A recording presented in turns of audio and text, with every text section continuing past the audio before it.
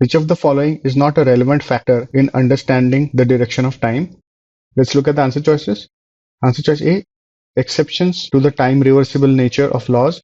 The second paragraph mentions that the second law of thermodynamics is not time reversible and is currently accepted as the source of the time's arrow.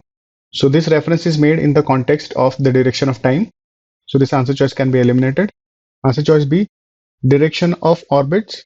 The third paragraph makes a reference to the direction of orbits, but that reference is made in the context of the absence of dark energy or when the dark energy is attracting space. However, from the first paragraph, we know that everything is speeding up, which indicates the presence of dark energy. What this means is that the direction of orbits is not relevant in understanding the direction of time. A good answer choice. Let's keep it on hold. Answer choice C, a measure of the amount of disorder.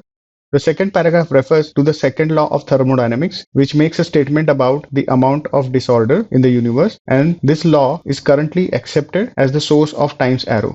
So this factor, the amount of disorder, is important in understanding the direction of time. So this answer choice can be eliminated. Answer choice D, consideration of the case of a planet orbiting a star. The third paragraph mentions that two physicists considered such a case. So this consideration is relevant in understanding the direction of time. So this answer choice can be eliminated. Answer choice E, expanding nature of space.